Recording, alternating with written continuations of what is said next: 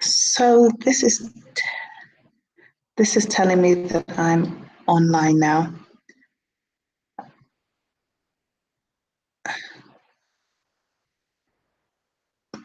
But I can hear feedback, so I need to mute that. Lily Mutams, thank you so much for coming. I'm leaving Uganda on Wednesday, so I thought I should just do a live to say goodbye and to just really share my experience while being here for the past 3 months. So feel free to ask any questions. I love your music, by the way. African queen, African queen. I'm going back to the UK. So I'm going back to the UK. I live in the south of the UK. So I'll be coming to join you, Lily. Maybe we should do an exchange. You come to Uganda, and then I'll come back to the UK.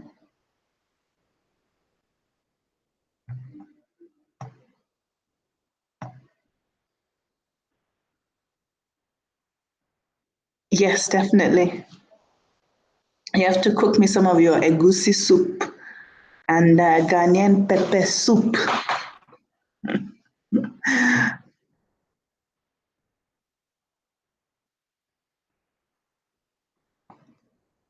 So yeah, I've been here for the past 3 months, and it's been a really interesting roller coaster of a journey. But in the roller coasters, I love the roller coasters because you learn from everything.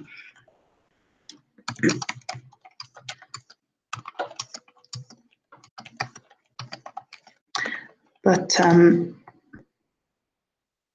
just on Lily vibes. I'm just saying bye to Lily vibes because I was just on her live while I was setting this up.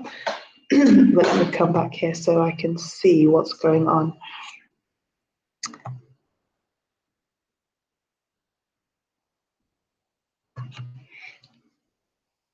Lily, please back. What does that mean?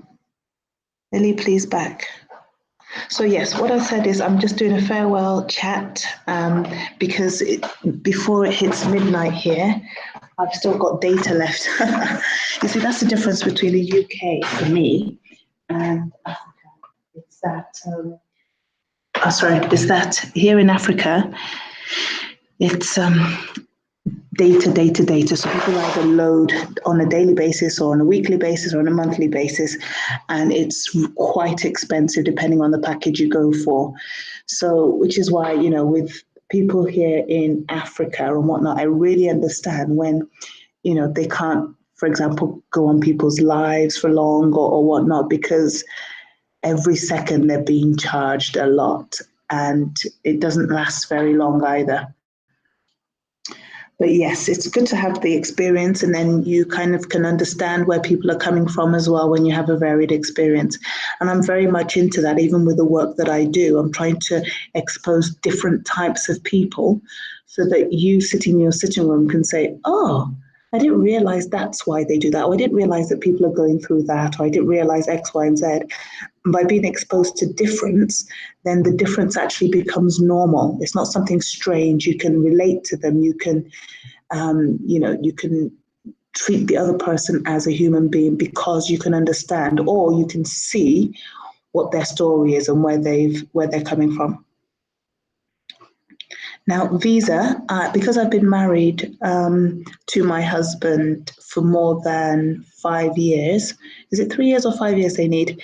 I went through the whole process of getting my certificate of residence, they call it, which means that I can live and work in Uganda. So I didn't need to get a work visa, or there are lots of different types of ways you could do it. But for me, it was just easier to get a certificate of residence. And I have a lifetime certificate of residence, which means that I think it lasts for 99 years.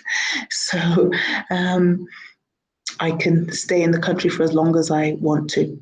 Whereas previously I had to pay £50 every time I was coming into the country. And my kids had to pay £50 as well. So that was £150 for the three of us to get in. And it was like, So now at least we can go in freely whenever we want, and we just have to think of the price of the ticket rather than, oh, we've got the ticket plus we've got an extra £150 to think about. Oh, and by the way, Lily, if you come to Uganda, you'll need to have a yellow fever jab. So be aware of that. Because I know very, very soon, once everything kicks off for you, you'll be getting calls to come all over the world. So get your yellow fever jab now. Don't say I didn't warn you. Because I'm sure there's some other countries that need yellow fever jab. Manuel Popil? How do you pronounce the name? Popil? Now, let me have a look up here. So yes, it's been an interesting journey here in Uganda, and I must say, all in all, I've really enjoyed Uganda. Last year, I was here for initially 2 months, and then 3 months, and then the second time around 2 months. So I was here for 6 months of last year. No, it was 4 months, sorry, 4 months, and then 2 months. So 6 months of the year I was here last year. This time around, I've been here for 3 months, and then who knows when I am going to come back. I still have quite a lot to do. I've got season 2 of the show, which needs to be edited and then aired. Thank you. Thanks, Lily. I had to put your channel on mute so that I could hear what I wouldn't get confused, but I enjoyed our chats. So yeah, this time around I've had 3 months. In that time, I've been able to, and by the way, if anybody's on Google and doesn't mind sharing their email address, please send it to me so I can put you on to the Google Hangouts because I like interaction. So during that 3 months, I've been able to sort out the finalizing of the episodes. Then I've managed to choose the station that I wanted to go with because I had several that were kind of like up in the air, and I just really had to nail down and say, okay, who's moving forward now and who do I want to go with. So I've gone with Record TV, and that's for season 1 and season 2, and depending on how it how it goes and how the response as well, then we will put the search out for contestants for season 3. But yeah, it's going to be fun. It's going to be interesting. And those of you abroad can watch the show on Record TV's Facebook page. That's what I really liked about it as well, because Record TV is actually a Brazilian. It started off in Brazil, so their mother company, parent company, is in Brazil, and they've got stations all over the world. But then they've got their Ugandan station, which means, and their Ugandan stations has their Facebook page, which they run live shows on. And I've agreed for them to be able to stream Let's Cook on Facebook. Because obviously I'm based in the UK as well. The people out there, the diaspora as well out there, can watch the show, which is quite nice. It's quite nice. That'd be good. But yes, so managed to choose a station, managed to get it. Sorry, just one moment.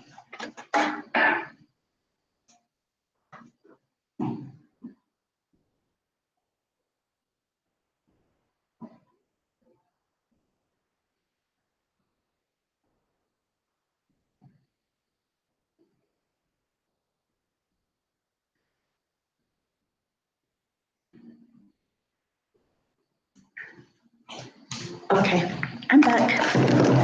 Right, headphones back on. Although there's nobody else in the chat with me. Right, so what was I saying? Managed to choose the show, managed to choose the station, and managed to get, sort out the contract and all of that.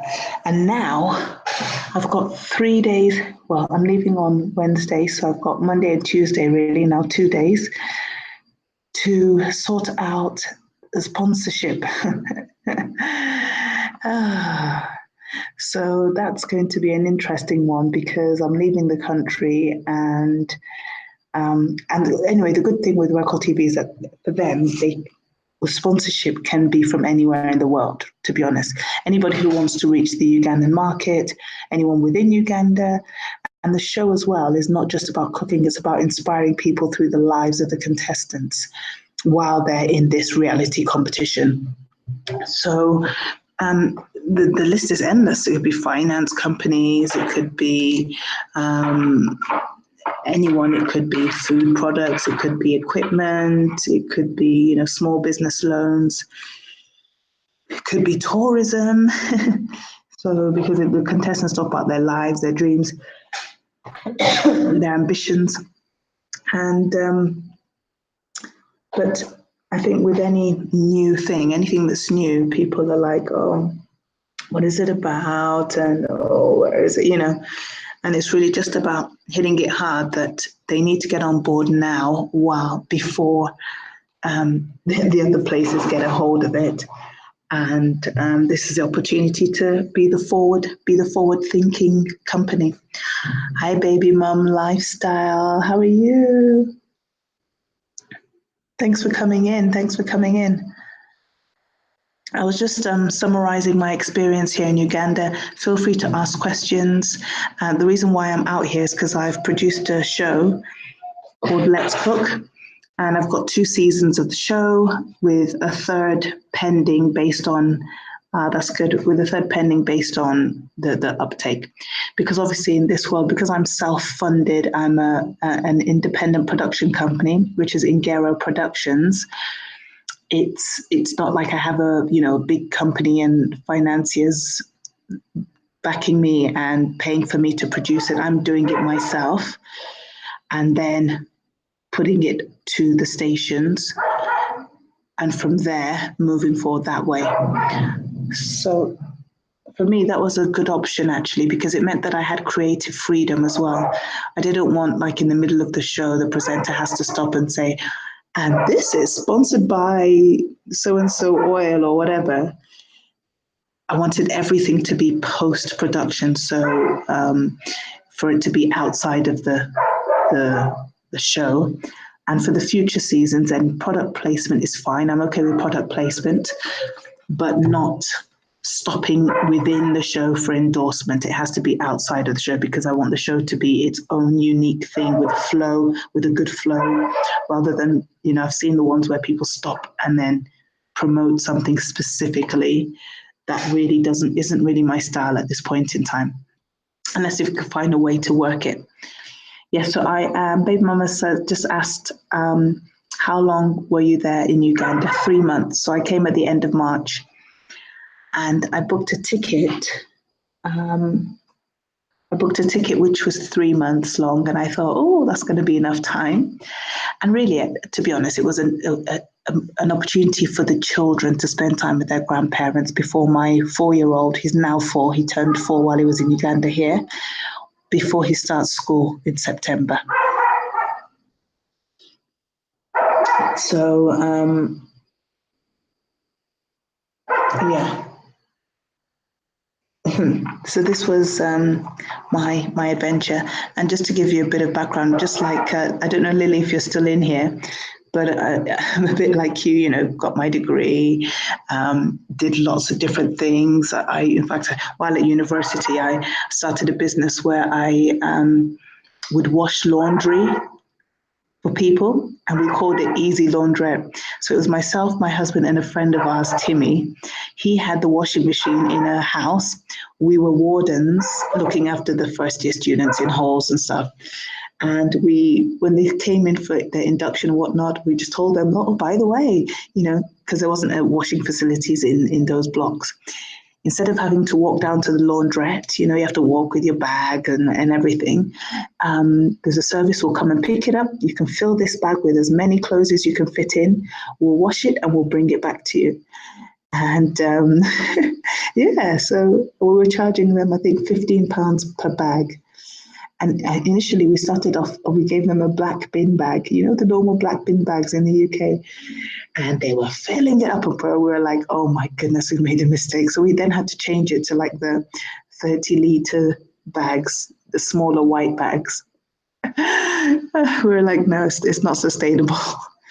And it was £15 a month, and they could have a wash every week. So you get 4 washes for that money, which I think was a really good deal. Thanks, Lily. Please check out Lily Vibes. She's a fun lady. So yes, so I've done so many different things while at university, especially, working as a double glazing call center salesperson, working as a salesperson on the street with 0% commission.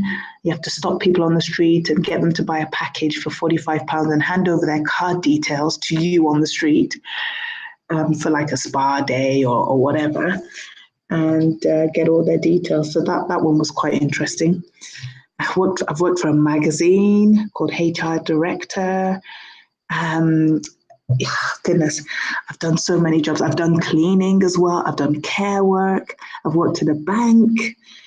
And then I finally found my career in training and teaching. And I worked for the police and trained the new recruits in the law. And yeah, and other things, general training. So it was general training with the law, communication skills, coaching, and all sorts of sort of general things, including their initial training package that they get to have the knowledge of being a police officer in the law.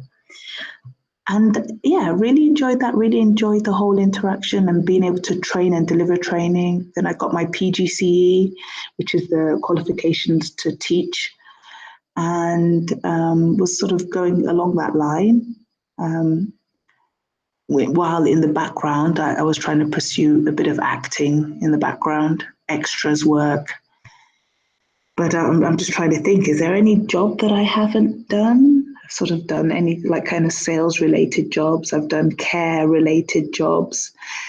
I even worked once as I worked for a company that would send you to different places, and I had to work as a steward in a football stadium. Those massive football stadiums like the Emirates Stadium in London. So the people that you see wearing those jackets, high-vis jackets with warden on the back to keep the peace when the footballers are there.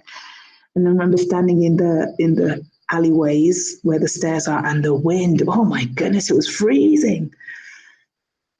So yes, in summary, I've done so many things to lead me to where I am here today in production. And those things have of course, added to my personality and added to my journey as an individual. And part of my concept with Ingero Productions, which Ingero is my surname, my married surname, and Ingero means proverbs, which means stories.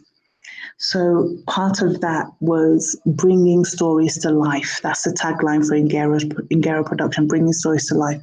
So with the cooking show, it was a case of, it's not just about cooking. How can we find a way to tell people's stories, tell people's life stories, to encourage others to be more, to be more,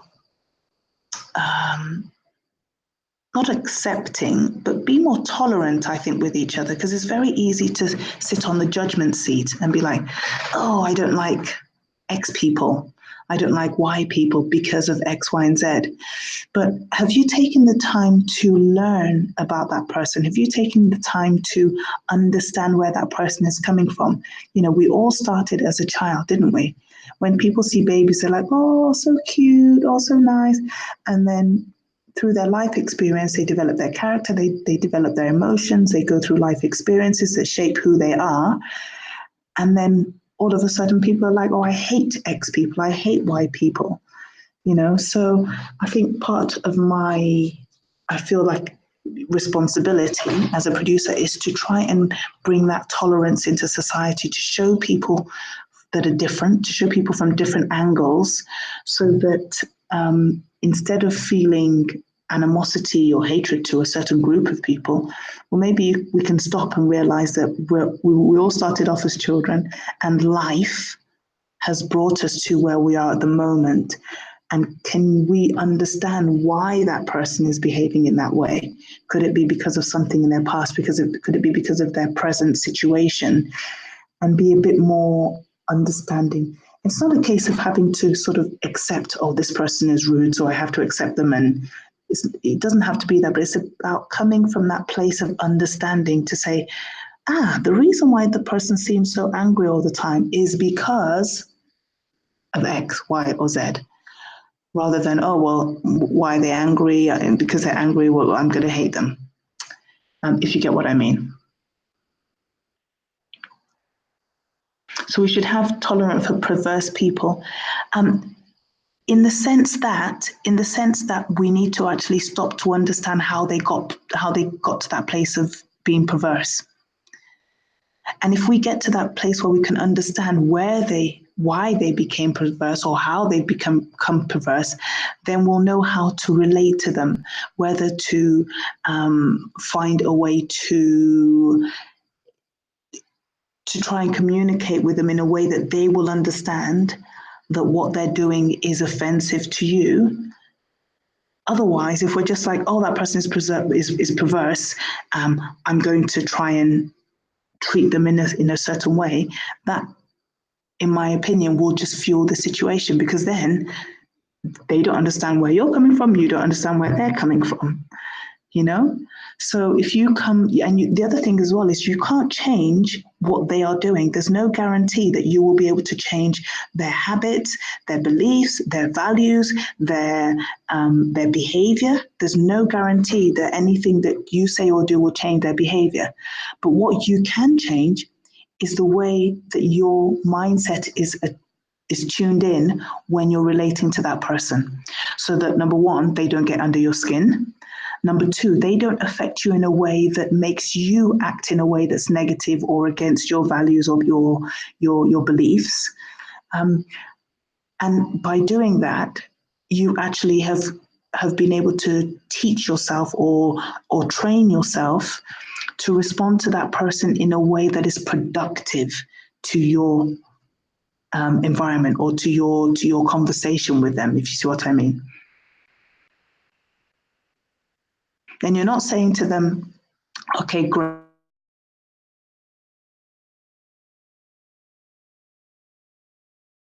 Is, I can see my thing twisting. Can anyone still hear?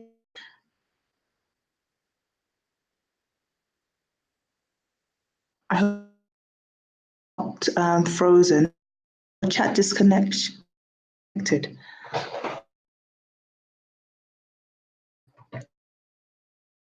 My internet is still on. I'm not too sure what's going on here. It shows me that everything on.